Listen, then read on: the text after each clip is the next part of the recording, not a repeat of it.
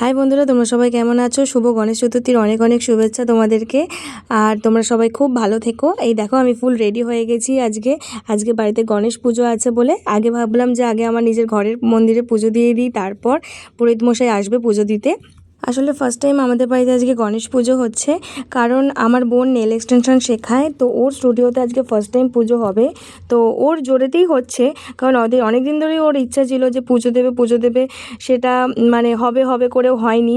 তো এই আজকে হচ্ছে যেহেতু, একটু পরেই ঠাকুরমশাই চলে আসবে, তো পুজোটাও শুরু হয়ে যাবে। তো উনিও চলে এসছেন। এই দেখো কী সুন্দর করে সাজিয়েছে আমার বোন। কালকে সারা রাত জেগে ওই পুরো ডেকোরেশনটা করেছে, সকালবেলা ঘুম থেকে উঠেও করেছে। এই দেখো কী সুন্দর ঠাকুরটা এনেছে, আমার খুব ভালো লেগেছে।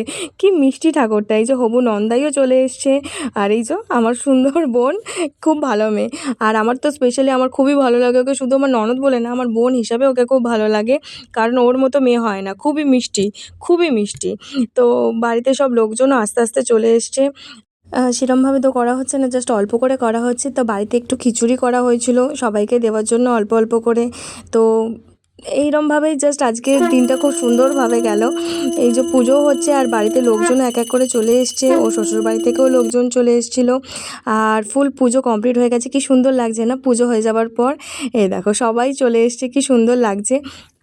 আর ওর দুই বন্ধুও চলে এসেছিলো, ওরাও খুব ভালো, ওরাও খুব মিষ্টি, মানে কি বলবো।